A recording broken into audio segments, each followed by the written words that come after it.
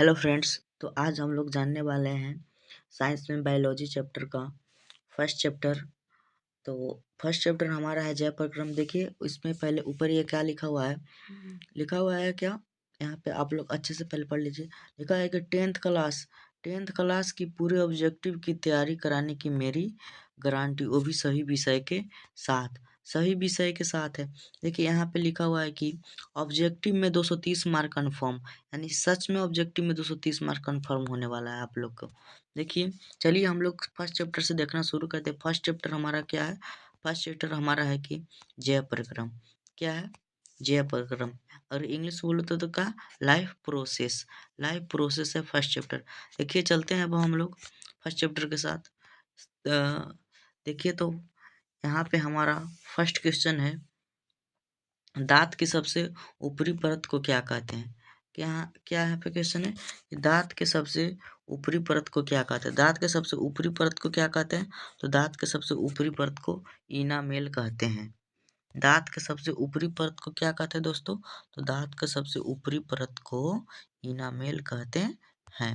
देखिए मैं यहाँ पे कलर चेंज कर लेता हूँ और देखिए यहाँ पे लिखा हुआ है क्वेश्चन कि दांत की सबसे ऊपरी परत को क्या कहते हैं? तो दांत के सबसे ऊपरी परत को क्या कहते हैं? तो इनामेल कहते हैं। यहाँ पे मानव आहार नाल का सबसे लंबा भाग क्या होता है? तो छोटी आंत होता है। इस पे कर रहा है कि न्यूक्लियस शब्द किनके द्वारा दी गई है? तो न्यूक्लियस शब्द किनके द्वारा दी गई है? तो रॉबर्ट ब्राउन के द्वारा दी गई है। यहाँ पे देखिए क्वेश्चन है कि पौधों में भोजन किस रूप में जमा होता है? तो पौधों में भोजन किस रूप में जमा होता है? तो स्टार्च के रूप में जमा होता है। फिर यहाँ पे 5 नंबर का जो पौधों और पशुओं की कोशिकाओं का वैज्ञानिक अध्ययन क्या कहलाता है? तो क्या कहलाता है? तो क्या कहलाता है? तो कोशिका विज्ञान कहलाता है। कोशिका विज्ञान कहलाता है। उसके बाद 6 नंबर क्वेश्चन है कि पीत रस कहाँ स्रावित होता है? पीत रस कहाँ स्रावित होता है? तो आप लोग तो जानते हैं कि पीत रस कहाँ स्रावित होता है? यकृत में स्रावित होता है। उसके बाद 7 नंबर क्वेश्चन है, 7 नंबर के निम्नलिखित में कौन ट्रिप्सिन एंजाइम का कार्य करता है? तो कौन करता है? प्रोटीन का पाचन करता है। 8 नंबर क्वेश्चन देखेंगे कि मुख गुहा में आहार का कौन सा भाग का पाचन होता है?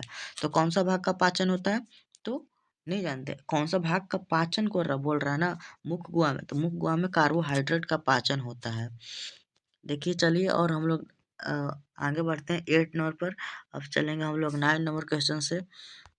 देखिए यहाँ पे क्या बोल रहा है कि 9 नंबर क्वेश्चन देखेंगे कि निम्न में स्वपोषी कौन है? स्वपोषी कौन? तो स्वपोषी जो चलता है, अब खुद से भोजन बनाता है, उसी को स्वपोषी कहते हैं। तो हरे पौधे खुद से भोजन बनाते हैं, तो ये हो गया। अब 10 नंबर क्वेश्चन देखेंगे हम लोग कि स्वपोषी पोषण के लिए क्या आवश्यक है? स्वपोषी पोषण के लिए क्या आवश्यक है?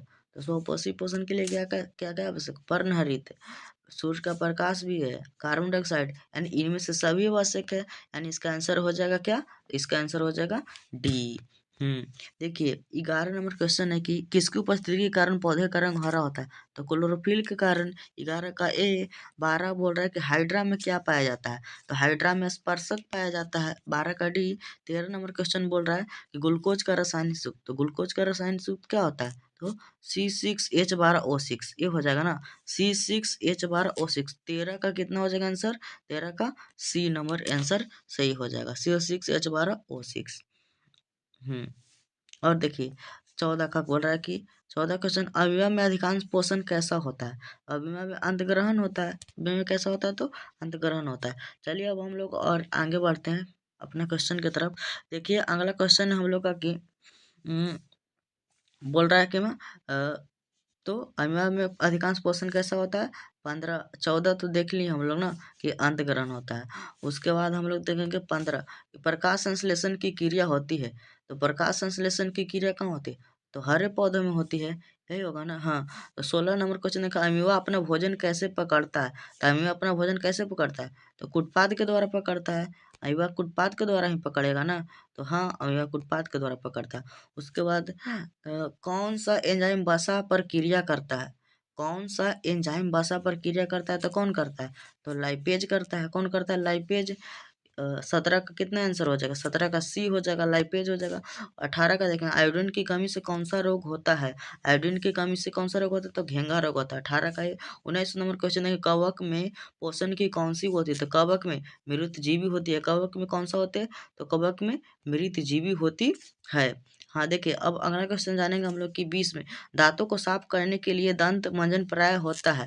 दांतों को साफ करने के लिए दंत मंजन प्राय क्या होता है? तो दांतों को साफ करने का दंत मंजन प्राय क्षारीय होता है। चलिए 20 क्वेश्चन हो गया। चलिए इस तरीके से हम लोग और आगे क्वेश्चन की तरफ बढ़ गए हैं। देखिए 20 के बाद 21 नंबर यहाँ से क्वेश्चन हम लोग का क्या होता है, यहाँ से शुरू होता है। देखिए 21 नंबर क्वेश्चन बोल रहा है कि निम्नलिखित में से कौन एक उभयलिंग जंतु है? तो कौन है? तो केचुआ है, उभयलिंग जंतु है। केचुआ ही उभयलिंग जंतु है ना। हाँ, ये 22 नंबर क्वेश्चन देखेंगे कि सभी हरे पौधे होते हैं। सभी हरे पौधे क्या होते हैं? स्वपोषी होते हैं। उसके बाद 23 बोल रहा है कि मंड परीक्षण के लिए हरी पत्ती पर आयोडीन डालने से पहले पत्ती को घोल में उबाला जाता है।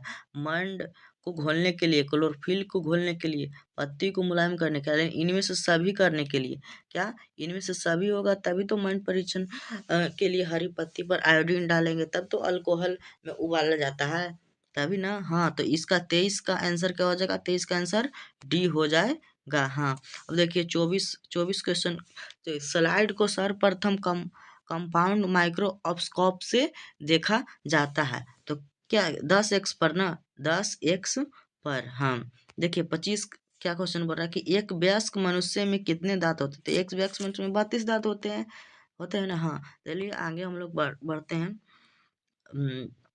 26 नंबर क्वेश्चन से देखिए, 26 नंबर क्वेश्चन क्या बोलता है? 26 नंबर क्वेश्चन है कि कुटपाद किसमें पाया जाता है? तो कुटपाद किसमें पाया जाता है? कुटपाद अमीबा में पाया जाता है।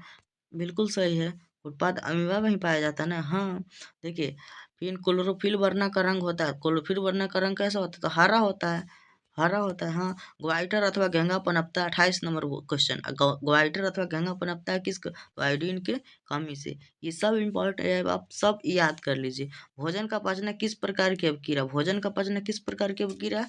तो उपचयन अभिक्रिया है। 29 का सी 30 बोल रहा है, प्रकाश संश्लेषण क्रिया में ऑक्सीजन बाहर निकलता है तो जल से निकलता है। देखिए कैसे, H2O हो गया। तो वो क्या कह रहा है कि प्रकाश संश्लेषण क्रिया से ऑक्सीजन बाहर निकलता है। ऑक्सीजन किस जल में रहता है ना, तब ना ऑक्सीजन बाहर निकल जाता है ऊपर की ओर। तो किससे? तो जल के साथ रहता है। तो देखिए अब आगे बढ़ते हैं। कितना क्वेश्चन हो गया? अब 31 नंबर क्वेश्चन देखेंगे। 31 क्वेश्चन देखेंगे हम लोग की 31 नहीं, पहले कहाँ गया पर, हाँ जब 31 देखेंगे। मैग्नीशियम पाया जाता है। मैग्नीशियम किस में पाया जाता है? क्लोरोफिल में पाया जाता है मैग्नीशियम। मैग्नीशियम क्लोरोफिल में ही पाया जाता है ना। है हाँ, देखिए अब अगला क्वेश्चन देख रहे हैं कि प्रकृति में एक ऑक्सीजन का संतुलन कैसे बना रहता है? तो कैसे बना रहता है ऑक्सीजन का संतुलन? तो ये बन रहता है प्रकाश संश्लेषण के द्वारा। हाँ चलिए, और आगे क्वेश्चन देखते हैं। इसमें और ऑप्शन था, अब घटन इनमें से कोई नहीं, लेकिन अब प्रकाश संश्लेषण इसमें होगा। क्या हो जाएगा इसमें? तो इसमें प्रकाश संश्लेषण हो जाएगा। देखिए अब आगे क्वेश्चन है कि जीवन की एक महत्वपूर्ण विशेषता क्या है? तो जीवन में एक महत्वपूर्ण विशेषता क्या है? तो वृद्धि। वृद्धि करेंगे हम लोग तभी ना कुछ आगे कुछ कार्य करेंगे, बढ़ेंगे। तो देखिए ये देखिए 34 नंबर क्वेश्चन है कि स्वपोषी पोषण होता है। स्वपोषी पोषण होता है कौन? तो कौन होगा? पौधों में। 34 का पौधों में होता है। और कवक, कवक तो नहीं होगा, कवक तो नहीं होगा, पौधों में होगा। कुछ प्रोटिस्टा और प्रोकैरियोट्स में ये तो हो सकता है, ये तो होगा। 34 का ए और सी दोनों, यानी डी हो जाएगा, ए और सी दोनों हो जाएगा। यानी कि 34 का आंसर बोले तो 34 का कितना हो जाएगा? डी हो जाएगा आंसर कंफर्म। अब बोल रहा है 35। देखिए 35 ग्रहणी भाग है। ग्रहणी भाग किसका? तो ग्रहणी छोटी आंत का भाग है। ग्रहणी किसका भाग है? तो छोटी आंत का। फिर देखिए 36 नंबर क्वेश्चन क्या बोल रहा है? प्रकाश संश्लेषण। तो प्रकाश संश्लेषण कब होगा? प्रकाश बोले तो सूर्य, सूर्य ही ना प्रकाश देता है। तो सूर्य कब प्रकाश देता है? तो दिन ही में प्रकाश देता है ना। हाँ, तो ये क्या हो जाएगा इसका आंसर? कि दिन में। दिन में प्रकाश देता है तो दिन में हो जाएगा प्रकाश संश्लेषण। उसके बाद ये क्वेश्चन बहुत वेरी वेरी इंपॉर्टेंट है, इसको याद रखिएगा। चलिए आगे बढ़ते हैं, बस कुछ क्वेश्चन है। देखिए हम लोग 36 क्वेश्चन कर लिए, बस अब 3 क्वेश्चन और बचा हुआ है। देखिए क्या क्वेश्चन है, यानी कि मृतजीवी का उदाहरण है। मृतजीवी का उदाहरण क्या है? मृतजीवी जो सड़े गले पदार्थों से अपना भोजन प्राप्त करता है। तो सड़े गले पदार्थों से भोजन कौन प्राप्त करता है? तो गोबर छत्ता प्राप्त करता है। गोबर छत्ता, इसका 37 का आंसर क्या हो जाएगा? तो बी आंसर सही हो जाएगा। 38 क्वेश्चन बोल रहा है कि पौधों में प्रकाश संश्लेषण का स्थान है। पौधों में प्रकाश संश्लेषण का स्थान है तो क्या हो जाएगा? तो क्लोरोप्लास्ट, क्या क्लोरोप्लास्ट हो जाएगा। 39 है कि परिशेष का हिस्सा, तो परिशेष का किसका हिस्सा है? तो आहार नाल का हिस्सा है। ओके, अब ये फर्स्ट चैप्टर में इतना ही था। तो आप लोग को अच्छा लगा हो तो मेरे चैनल को सब्सक्राइब कीजिए, और इसी तरीका का और इससे बेहतरीन के साथ मैं और भी वीडियो लाते रहूँगा। तब तक के लिए जय हिंद।